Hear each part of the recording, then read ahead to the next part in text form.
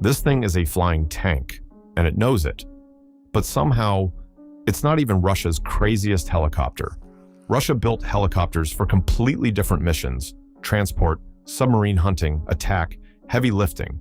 And this countdown starts small before turning into absolute battlefield insanity.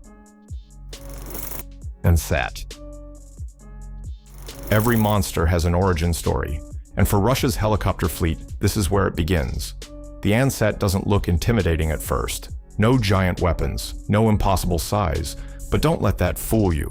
This machine trains the people who later fly the helicopters everyone talks about: fast, light, easy to control, and built to make mistakes survivable.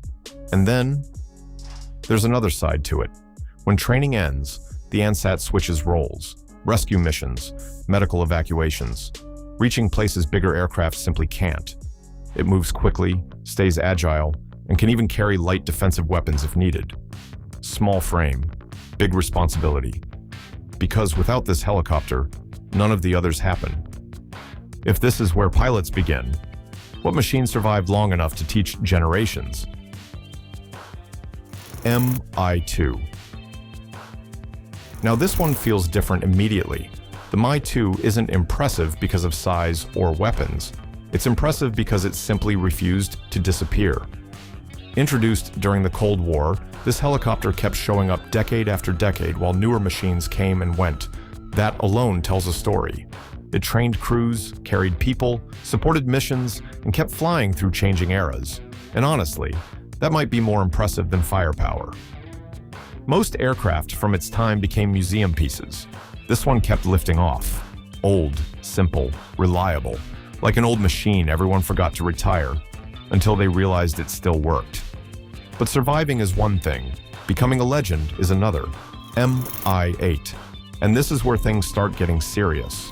The Mi-8 became the helicopter that seemed to do everything. Move troops? Done. Carry cargo? Done. Rescue missions? Done. Need extra firepower? Somehow, also yes, that flexibility turned it into one of the most recognized helicopters ever built. For decades, it kept showing up wherever helicopters were needed: mountains, remote regions, military operations. The strange thing is, people stopped noticing it because it became normal to see one doing impossible jobs.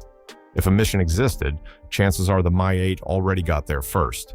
What happens when the battlefield moves from land to open ocean? Ka-27. Most helicopters fight above land. This one hunts things people can't even see. The Ka-27 was built for the ocean, and suddenly everything changed. Instead of looking for tanks or moving troops, this helicopter searches beneath the water. Quiet, patient, waiting. Its design looks unusual for a reason. No tail rotor, just two spinning rotors stacked together, giving it incredible balance over moving ship decks and rough seas. It drops sonar systems, tracks submarines hiding below, and turns empty ocean into a battlefield. And once you realize what it's doing, the design suddenly makes perfect sense. What if you took a proven transport and upgraded everything? Mi-17. The Mi-17 looked familiar because it came from something already proven. But this wasn't just another version. It was the helicopter that asked one question: what if reliability became even tougher, more capable in heat, better in mountains, more flexible when conditions stopped being normal, and countries noticed, fast? The Mi-17 spread across the world because it kept delivering results without making a big show of it. Better systems, better mission flexibility, better performance where others struggled, same idea, sharper execution. That's why people kept choosing it again and again.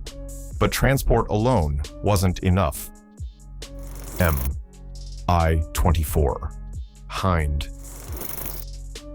And this is where the countdown stops feeling normal. The Mi-24 didn't show up to become another helicopter. It showed up to change expectations. Suddenly, the machine attacking you could also carry troops. That idea alone sounded wrong until it worked. And once people saw it in action, helicopter warfare never looked the same again. The Mi-24 became known as the flying tank because of its armored design and combined gunship transport role. Its body was built to absorb punishment while carrying heavy weapons and supporting anti-armor missions: rockets, missiles, direct fire, troops inside, firepower outside. It felt less like an aircraft and more like something forcing its way across the battlefield. Imagine hearing it before seeing it, and realizing running probably changes nothing. Then Russia removed the troop bay and built something even deadlier, Ka-52 Alligator. For a second, this thing doesn't even look real. The Ka-52 feels like somebody ignored normal helicopter rules and built something from a future sketchbook. No tail rotor, just two giant coaxial blades spinning against each other above the aircraft, and somehow making the whole machine feel sharper, faster, more controlled.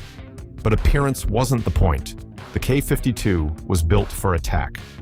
Pilots sit side by side instead of front and back, making coordination feel immediate during fast decisions. Then add the agility, sudden direction changes, tight turns, stable aiming. It moves less like a heavy helicopter and more like something that shouldn't stay in the air, but does. And this is where it gets interesting. Precision becomes the real weapon, not noise, not size. The ability to appear, strike, and disappear before the situation catches up. Even standing still, the Ka-52 looks aggressive, like it already knows where the target is.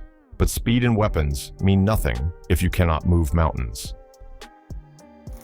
Mi-26 Halo. Attack helicopters make headlines. This one changes maps. The Mi-26 is the kind of machine that makes people look twice because their brain says the proportions are wrong. This isn't just a helicopter. It's the largest production helicopter ever built, created for one purpose: move things other helicopters cannot. And the scale becomes hard to understand until you imagine the mission. Vehicles, equipment, entire groups of soldiers, massive cargo loads that normally belong to transport aircraft. The Mi-26 lifts them and leaves. No drama. Just impossible weight turning into normal work. That's what makes it different. No missiles. No intimidation through weapons. Its strength is movement. While attack helicopters destroy targets, this one changes what reaches the battlefield in the first place, and sometimes that matters more. Then Russia asked, what if transport became smarter instead of bigger? Mi-38. Now the philosophy changes. The Mi-38 wasn't designed to shock people with size. It was designed to replace habits, new transport thinking, cleaner systems, modern avionics, fewer crew requirements. Suddenly the goal wasn't carrying more. It was doing the same mission with less effort and more control. And then materials changed too. Composite construction, improved efficiency, better performance, smoother operation. The kind of upgrades people barely notice until they realize everything became easier. That's what modernization usually looks like. The Mi-38 feels like Russia looking at decades of helicopter history and saying, keep what worked, rebuild everything else. Not a replacement built overnight, more like a quiet reset for the next generation. And now, the helicopter built for one thing only. Mi-28 Havoc. And here we are. This machine doesn't carry troops. It doesn't try to do everything. The Mi-28 was built around a single idea: find armor and destroy it. That focus changed everything, because once a helicopter stops trying to multitask, things get serious. The Mi-28 became Russia's dedicated attack helicopter built around anti-armor missions and all-weather operations. It flies low. It works at night. It uses terrain instead of avoiding it. Heavy weapons become tools instead of displays. The feeling isn't speed, it's patience. Like the machine already decided where the fight ends. And this is what makes it different from the rest of the list. Every helicopter before this had multiple jobs. This one narrows the mission until almost nothing remains except the target. You don't imagine a machine like this transporting people. You imagine it appearing out of darkness and leaving silence behind. 10 helicopters, 10 completely different jobs: training, transport, naval hunting, heavy lifting, pure attack. That's what makes this fleet feel so different. But now I want to know, which one shocked you the most?